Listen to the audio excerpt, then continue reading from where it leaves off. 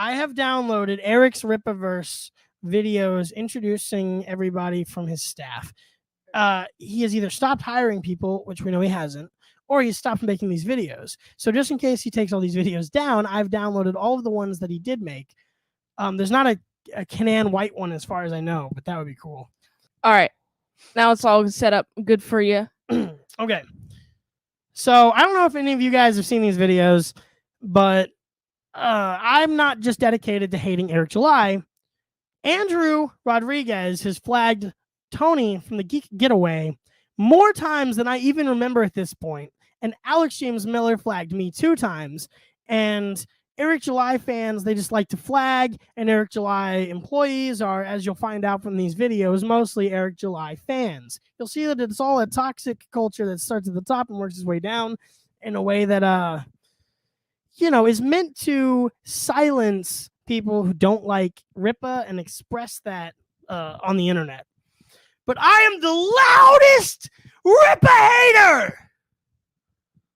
And I won't be silenced. So I'm ready to start? Yeah. All right. Let's go through this. Meet the Rippa first. Brandon's video. Hey, what's up? My name is Brandon Taylor. Oh, wait, go back. Oh, geez. Sorry. You can tell that it's Brandon's video. Watch this. And pause it. By that. Look at the way they animated, like, the color fill. What a losers. They spend so much of their time presenting that they are creative and none of their time creating or being creative. Like, how many edits do you think were in that Brandon video that we didn't get to watch on here? Did you see it earlier at all? I saw a little bit of it. It's only like 38 seconds. So if you want to watch it on your phone really quick or something while I rant, and fill time so that you can catch up with us, the way that they make these videos showing that they are working has always really pissed me off, because it's this sort of really overly performative entertainment. Like it's not even edutainment. What it is, like workutainment that Mr. Beast, I think, is kind of responsible for, and the Mr. Beastification of YouTube. This is one of those key aspects of it, is everybody always films like how they're filming what they're filming. I'll take occasional pictures of Mint and like where the camera set up and like what we're filming outside, because I like looking at the behind the scenes of it and of videos and movies and stuff. Like, it's interesting to me to see like a location that was shot from one direction in a movie I like, to go to that location in real life and be able to see it in multiple directions and for multiple different points of view is always really cool to me. Like, oh wow, that was right behind. Who would have known that an ice cream truck was right next to this murder scene? Stupid shit like that is interesting to me. So I'll take photos. I have like that behind the scene interest in that when we make mint salad sauce. But I've never thought to make a 38-second compilation of mint salad making the that we sell so that we can sell it to people. Like, that just seems so weird and perverse. I counted. There's 23 cuts. It's 23 cuts in 28 seconds? Yes. See, that's the Mr. Beastification of YouTube being used to show people how, like the warehouse has 4 people in it and they're moving some books around today. Whoa. And they probably spent more time on the video, like concept to finish. Like, some editor, one of the guys that there's a video for, actually, that was probably by his other bandmate. One of his other bandmates, who we'll get to. I've got all the names on my Pepe Sylvia board to keep track of them. But one of his bandmates is also his editor. And so let's go ahead and start this now that you're caught up to what that Brandon video was. We didn't get to watch it on screen, but anybody can go to the Rippaverse Twitter and see it. I'm sure it's a YouTube short or something. It's also posted on every platform they have, even though the Rippaverse platforms are so much smaller than Eric July's. It's weird. It all feels like uncanny, like the marketing approach is to look like they're not marketing, but they're working really hard all the time. And it's a type of fraudulent that I've never come across on the internet. I haven't seen this either. Well, it's like, yeah, the closest I could get is like the Gary V guru types. But those guys, they're like telling you that, well, I'm just making content all day and then I make one podcast into a bunch of different contents. These guys are like, oh, we have to ship this pallet today. What should we do first? Oh, I know. Pull out 3 cameras so we have different camera angles. Let's have Brandon give a monologue. We'll send it to our editor who can edit in stock footage. We'll take a bunch of B-roll shots of the comic book. Like, what the which employee is doing this? Who was hired to do this? Was it Alex? Is this what Eric does? Because he's not in the video, so maybe he just likes doing that part of it. It's so weird. Leave a comment if you have other examples of workutainment. It's kind of like all the B-roll from how it's made without any of the information and knowledge of how it's made, like the content of that kind of a show. Yeah, that's kind of what they're presenting, and they do it for mundane shit. Oh, we got our graded books late. By the way, the Alpha Course CGC shipping has been delayed for them to get these books, and they have to go through them and make sure they're not damaged. So there's an apology on the tweet for the delay. Why don't you learn some discipline? I was just about to think that. Discipline! Discipline! You wanted to yell discipline too? Yeah, I did, because here he being a hypocrite, okay? He's a hypocrite. Talking about discipline. Ugh. Anyway. All right, let's see this Brandon guy, because Rippa throws him out in front now. Remember, Rippa used to make these annoying warehouse update videos, but now he's so busy being a super millionaire. He's acting accordingly and moving differently. He has no time for us poors. Maybe he'll slowly phase out of doing content at all, because if you look at his YouTube channel, it's just clips of him on live streams with his like celebrity friends and stuff, and like these little, or employees mostly, and then he'll clip them and put them up on his YouTube channel. He's not making original content at all. No. Including Isom, which is made out of clip art by Clip Art Cliff Richards. Nice. Do you draw or do you use clip art? I draw. Okay. I'm just asking. Let's watch this video. All right, let's watch it. Hey, what's up? My name is Brandon Taylor. What are you doing? I am the operations manager for Clippaverse. Pause that. Okay. I'm curious which direction he looks at in the Rippaverse. I don't get it. It's not mean-spirited enough to co-host a show about bullying. I need guests. Send out the guest link. I did. I sent out the guest. Oh, Tony's here. Wow, I can't believe Wow, it. look at that. We have a celebrity guest. Frog Tony are being added on the stage. All right. Hopefully you're ready. Amazing.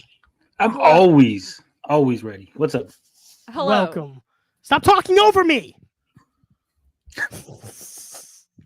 Okay. So, how was your day? How are you doing? Fantastic. It's fantastic. I had to stop in. I pushed my stream back because I was like, I got to stop in and show some support for my man Riley. Thank you. Black Power. My Clippa. Yeah. So what it is we're looking at this video of Brandon's. Have you seen these on your show? I have not. We did not watch these. Okay, it's a playlist that I found very early on into my interest in this group of people when looking into Alex Miller. Because he has one of these videos. It's beautiful because most of the answers to these questions, first of all, the questions are ridiculous. They're stupid, like straw mans of questions you might ask people. And none of them lead to any kind of an answer in almost any instance. And the answers that you do give are like, this is my first ever comic book. Like, it's beautiful stuff that nobody else has gone over in minutia because maybe they don't want to sling mud at people who aren't Eric. Yeah, but fuck those people. Let's sling some mud. Well, they're attacking us, Tony. Did we go after Alex Miller and Andrew Rodriguez first? No, we did not. No, we did not. Nice little distraction. Thank you, Frog Tony. Thank you for pointing out that. Thanks for teaching me how to do this because you are a veteran compared to me. This is not something I do. How did you meet Eric? I met Eric in around 2011, and we were both in college, and we started playing a video game together. We started playing GTA together. Hell yeah. That's black as bro. That's lame as GTA back in 2011 is a single-player game. What the hell were they doing? They were passing the controller back and forth after one of them died or was captured by the police. Have you not played GTA with your buddy in college before? No, we would play like Madden or FIFA or some sports game. I was also not a single player game. No one plays a single player game with multiple people unless you're poor. Were they brokies in college? Yeah, they're probably brokies. Everyone is a brokey in college. Well, Eric went on a scholarship, so all he had was money. Obviously, that's how he saved up $250,000 to start the Rippaverse, which is a real thing that happened for sure. Oh boy. Oh, see, I like this. Highlight chat. We got Chris here, Skinny Chad Zumach.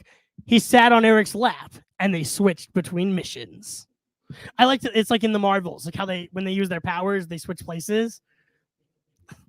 Like when he sits on his lap and then he teleports to under him, and now he's holding the controller. But it's initiated by that gay act of sitting on each other. Yes, that makes sense. So what I'm you're not saying is familiar with them Brandon all. had the controller and Eric played with his joystick. Yeah, that's a good idea. Like they're just standing there. Do you have a controller somewhere? So here's the controller, right? Now, Mint, I'll be Eric and you be Brandon, and let's play GTA together. Ready? Oh wow! I'm gonna shoot this. Bam, bam, bam! Oh shit! Look out behind you! Throw the no! Don't throw the grenade! I didn't want to do that. Now I'm out of grenades. No, turn around! You're gonna get hit by a car. Oh, slur! So that's what I imagine it would be like. Oh boy, that's not practical at all. It's not practical. No. Well, let's see. Let's Tony. You think they just handed the controller off to each other, or do you think they did what we think they did, which was what I just demonstrated? I think they said no homo, and then he started bro as he sat on his lap playing the game together. But there's no need to say no homo when you're bro. He said It's that. true. All right. All right, let's do it. Tony, let me know. After we played GTA together, we start playing the game more and more, and then eventually we start playing a game called MLB The Show. And we spent 2 years straight playing that game, playing every game, online franchise, and we just grew a bond. And They grew a bond playing MLB. They grew a bond over Barry Bonds. That's Major League Baseball, The Show, right? Is that a 2K game? So they started off playing a GTA game. Then when they started getting closer, they started playing a game that involved bats and balls, and they did a lot of ball handling for 2 years, in which they played with those bats constantly, alone in college. When Eric was pro F-Bug. So this guy played video games with fucking Eric, and that's why he's qualified to make videos about warehouses? I don't think they were playing video games, Riley. I think maybe it went over your It's head. a game metaphor? He's Yeah, just it was a game explaining his metaphor. time with him. Well, then they're gay. There it is. Breaking news live here on the Clippaverse. Get my breaking news shot. Breaking news here live on the Clippaverse. Brandon had homosexual sex with Eric July for a number of months with his knowing consent in a college dormitory under the guise of playing GTA. And that is what qualifies Brandon to stock his packages and move his wood pallets and stuff. Yeah, to move his wood. Yeah, Brandon is very qualified. Play with his paper. That's He money has years of made out wood of moving fucking- experience. Yeah. All right, man. became really good friends from there. I also knew about him around in high school whenever, I knew him around the way, you know what I'm saying? And eventually, like I said, in 2011, we became friends. Pause it. So the question was, how did you meet Eric? And he answered it by saying they met in college playing GTA. But then he also knew him in high school, which means he didn't meet him in college. He met him in high school. So he told a story about college that had nothing to do with meeting Eric, but rather re-meeting or being reintroduced to Eric. Befriending. He knew him.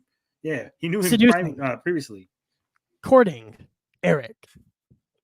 That was the story of his courtship with Eric. Yeah, dude, you weren't asked that. You were asked about that awkward time that Eric July saw you in the hallway and said, "Oh shit, bro, your eyes is weird as fuck," and then walked by you. That's what he was asking about, idiot. What do you think, Mint? Why your eyes look in two different directions? Koof says playing GTA is the black version of Netflix and chill. That's a good point, Koof. It's true. What do I think? Striking Vipers is everybody should watch that episode of Black Mirror if you're curious what kind of GTA they were playing together. I haven't seen that episode yet. You're fucking useless. Dude. Yeah. What do you